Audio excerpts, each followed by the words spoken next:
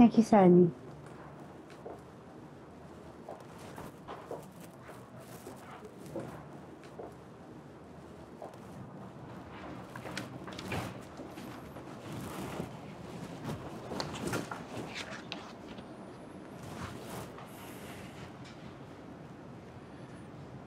Ma'am, good morning ho.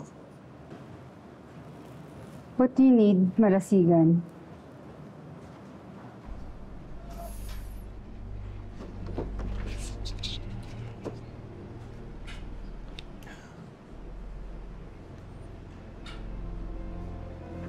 Magre-resign na ho ako.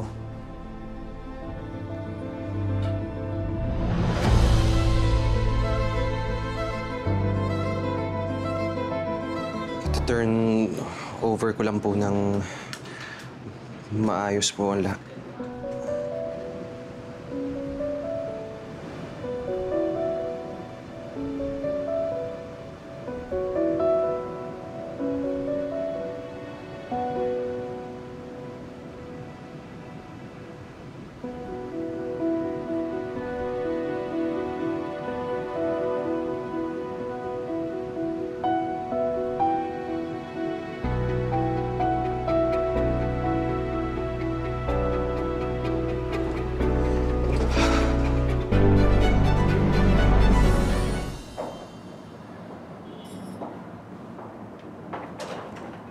Kaloy, magre-resign ka dahil sa kanya?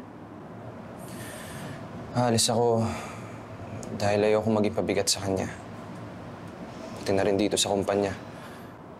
Sinabi ko sa kanya na alam ko yung tungkol sa inyo, pero hindi ko naman sasabihin sa iba eh. Nix, alam ko. Alam kong hindi mo naman ako kayang ilaglag eh. Salamat. Hindi naman ako kagaya ni Ma'am Villa eh. Matapos ang lahat, iiwan ka na lang sa ere. Saka alam mo naman na yung pinakaayaw ko, di ba? Yung magkagamit.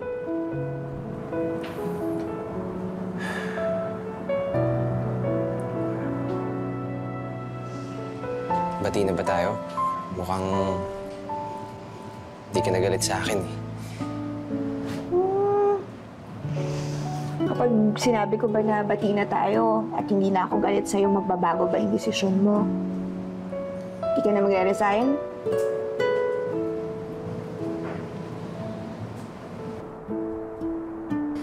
Ano ba yan? Hindi ko man na-sense na si Doc Yomi. Betla din pala kagaya mo. Ay, totoo. Nakakaloka talaga mga pasabog at mga revelations sa bagong taon. Yung kinakaya mga pa...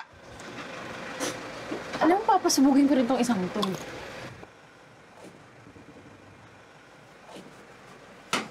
Ana, tara na. Harap na tayo ni boss. Sus! Alam mo, isa ka pa. Kagaya ka rin ng barkada mong si Joseph. Oh, madadamay ako. Loyal ako sa'yo, no? Ikaw nga itong may daddy, eh. Wow, nagsinungaling ka rin naman noon ah. Alam mo kayo mga lalaki, lahat kayo, mga sinungaling, mga manluloko. Uy, basta, Andrea, labas ako sa ginawa ni Joseph, ah. Noong isang araw ko lang din naman nalaman yung tungkol sa kanila ni Doc, eh. Parang wala naman siyang balak sabihin kay Andrea. Kung di pa nahuli kagaya mo. Gaya ko, may dahilan din siya. Baka dahil lang din sa pagmamahal niya para kay Andrea. Parang pagmamahal ko sa'yo. Ay, ang galing. Kayong dalawa, tigilan nyo nga. Masyado kayong pa-main character. Moment ni Anding to, oh. Ibigay natin sa kanya. Oo nga.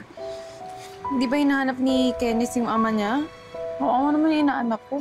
Saka ikaw, Anding, anong balak mo? Ano na?